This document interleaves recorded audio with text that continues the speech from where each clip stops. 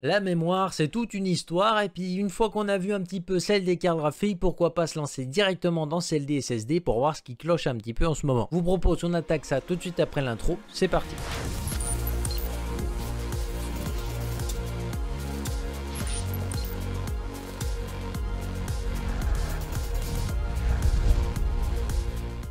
Pour ceux qui découvrent cette chaîne, bienvenue sur la chaîne YouTube d'Overclocking.com, et ici on fait des reviews, des guides d'achat et de la vulgarisation pour te permettre de monter ton PC au meilleur prix tout en sachant ce que tu achètes. Et si jamais tout ça, ça t'intéresse, n'hésite pas à t'abonner et activer la cloche pour être au courant de toutes les prochaines vidéos. C'est la mémoire, donc il y a pas mal de données à maîtriser pour vraiment comprendre toute la vidéo. Et ici on va plutôt s'attarder sur de la mémoire de stockage. Alors ce qu'il faut savoir, c'est que la mémoire, ça marche en cellules. Alors qu'est-ce que ça veut dire une cellule ? Une cellule, c'est là où vous allez ranger vos données. À la base, quand vous aviez justement ces fameuses cellules, vous mettiez un bit de données par cellule. Pour ceux qui n'auraient pas vraiment de base et qui ne comprendraient pas de quoi on parle, il faut 8 bits pour faire un octet de données. Et quand il y a 1 milliard d'octets à peu près, vous faites un gigaoctet. Et là, tout de suite, ça vous parle un petit peu mieux. Là, vous avez tout de suite compris où on était. Revenons à nos mémoires. Là, on a nos mémoires, on a donc nos cellules. Alors, à la base, une cellule, ça contenait un bit. Donc ça, il n'y a pas de problème. Après, vous avez eu un autre type de mémoire qui arrivait avec la mémoire MLC. Donc MLC, ça veut dire multi-level cellule, et ça peut aussi s'appeler DLC. Alors DLC, faut pas confondre avec les jeux, et du coup ça fait dual level cellule. Donc après vous avez la TLC qui veut dire triple level cellule, un truc comme ça, et du coup ça vous permet de mettre 3 bits de données dans une seule cellule. Et après vous avez également la QLC qui est arrivée en dernière et qui là vous permet de mettre 4 bits de données par cellule. Là on n'a plus trop d'histoires de bande passante etc. comme les cartes graphiques, étant donné que les mémoires etc. elles changent tout le temps, c'est pas jamais les mêmes spécifications entre elles.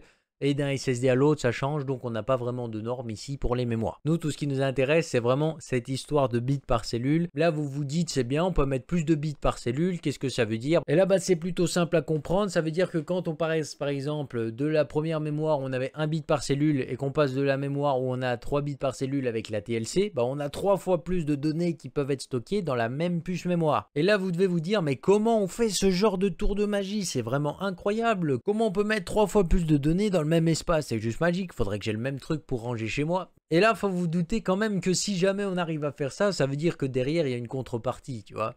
Et là, la contrepartie, c'est en défaut de l'endurance du SSD, parce que l'endurance, c'est le nombre de fois que vous pouvez écrire dans ces fameuses cellules, justement. Et après, vous avez aussi un truc qui prend une petite claque, c'est le débit du SSD, parce qu'à chaque fois que vous avez 3 bits dans une cellule, et quand il arrive devant la cellule, faut le temps qu'il trouve un petit peu quel bit était censé aller avec les données qu'il était en train d'écrire. Donc là, vous devez certainement comprendre le point noir un petit peu avec cette évolution dans le domaine. Maintenant que vous avez ces données, que vous comprenez un petit peu les termes, quel est le vrai problème sur le marché à l'heure actuelle? Parce que ça, c'est peut-être ça que vous vous demandez. Si vous venez de débarquer, on vient de vous dire que les SSD, ils avaient des problèmes alors que le vôtre, il marche très bien. Là, vous êtes totalement perdu dans l'histoire. Est-ce que vous vous êtes fait arnaquer ou pas? C'est ça que vous voulez savoir. Ne vous inquiétez pas, votre SSD ne va pas exploser dès demain. Il n'y a pas de souci à ce niveau-là. Moi, je fais cette vidéo, c'est plutôt pour que vous soyez attentifs à la direction qui est en train de prendre le marché actuel du SSD. Alors, faut vous dire un truc. Il y a de ça quelques années, on avait de la MLC qui avait déjà 2 bits en une seule cellule. C'était la mémoire la plus endurante à peu près qu'on pouvait avoir sur le marché.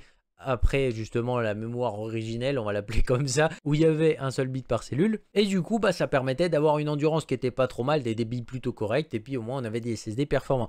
Le problème, c'est que ça coûtait très cher pour avoir du gros stockage, donc là il y avait un petit souci. Et après on a eu la TLC qui semble quand même être plutôt le bon compromis, puisqu'ici on se retrouve avec 3 bits de cellule, des débits qui sont plutôt corrects et une endurance qui certes a chuté un petit peu par rapport à la MLC. On a toujours un compromis qui est plutôt intéressant. Et après a débarqué la QLC, il y a de ça environ 3 à 4 ans je pense, hein. C'est à peu près dans ces eaux-là. Et du coup vous aviez 4 bits par cellule. Quel est l'avantage de la QLC? C'est qu'on gagne énormément sur le prix des SSD, mais pas forcément, hein, parce qu'en ce moment j'ai plus vraiment vérifié. Mais sur le coup, oui, on gagnait un petit peu justement d'argent quand on partait sur de la QLC.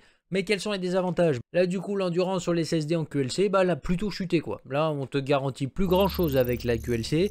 Si tu as un SSD où on te garantit 500 fois la capacité, c'est déjà plutôt pas mal, hein. Il n'y a pas de souci.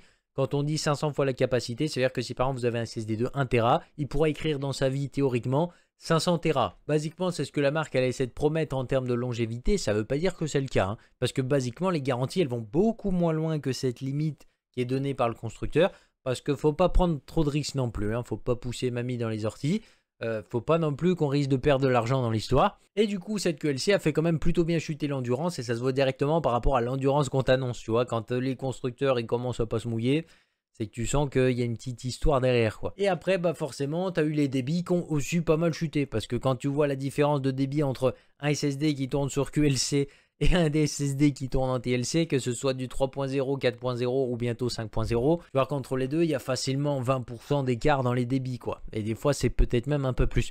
Alors certes, le prix, t'es un peu gagnant, enfin, du moins avant, t'étais un peu gagnant, mais maintenant, c'est plus forcément le cas. L'incrustation, justement, de la mémoire QLC, ça commence à dater un petit peu. Donc, à l'heure actuelle, en quoi ça nous impacte? Alors, à l'heure actuelle, ça nous impacte parce que le prix des SSD, je ne sais pas si vous avez remarqué, si jamais vous cherchez un petit peu de stockage, des renseignements comme ça, allez faire un tour sur le prix des SSD, vous verrez que les 2 Tera coûtent même pas 100 €. Si jamais vous aviez du stockage à acheter, c'est certainement l'un des bons moments pour aller sauter le pas, parce qu'il y a des marques qui vous vendent des SSD QLC à des prix plutôt élevés hein, par rapport à la qualité qu'il y a dedans.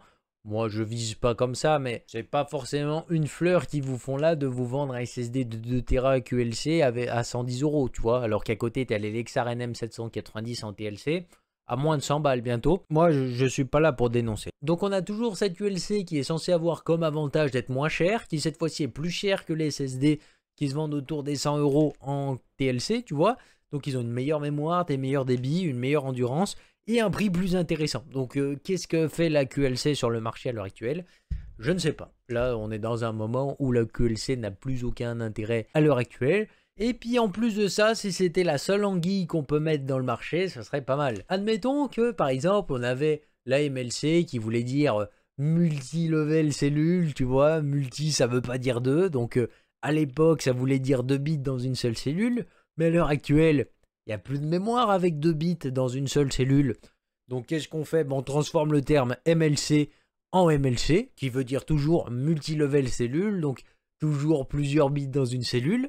Mais du coup, le terme MLC peut devenir 3 bits par cellule ou 4 bits par cellule. Merci Samsung pour ce genre de petites incrustations sympathiques dans le marché, ça fait plaisir. Et du coup, vous vous retrouvez avec des SSD dits MLC par certains fabricants qui sont en fait de la TLC et de la QLC camouflée. C'est top, hein. Franchement, ça fait plaisir là, cette évolution pour noyer un peu le marché comme ça. Et ça, tu vois, ça impacte pas grand monde parce que pas grand monde cherche vraiment un type de mémoire en particulier quand il achète un SSD. Enfin, très peu de gens, au final, vont faire attention à ce genre de détails.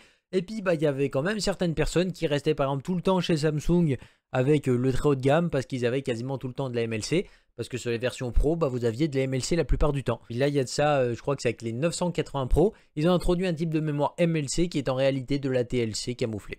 Voilà, c'est de la TLC, mais du MLC, comme ça, pas de problème. Donc voilà, si jamais vous êtes amené à acheter un SSD et qu'on vous dit que c'est de la MLC, bah, s'il n'est pas en dessous d'une certaine génération, bah, vous pouvez vous faire voir avec ce genre de petite appellation un petit peu foireuse. Donc voilà, comme vous l'aurez compris, la mémoire, c'est toute une histoire, encore une fois, et forcément, il y a des hauts, il y a des bas sur le marché. Et pour conclure justement sur cette vidéo, comme vous l'aurez compris, comme d'habitude, il faut bien regarder ce que vous achetez, essayez de ne pas vous faire avoir, surtout en ce moment où la mémoire TLC coûte même pas le prix de la QLC, donc autant se faire plaisir avec des SSD de meilleure qualité. Sur ce, j'espère que cette vidéo vous aura plu. Si c'est le cas, n'hésitez pas à mettre le petit pouce RGB, à vous abonner si ce n'est pas encore fait. Puis on se retrouve très bientôt pour une prochaine vidéo.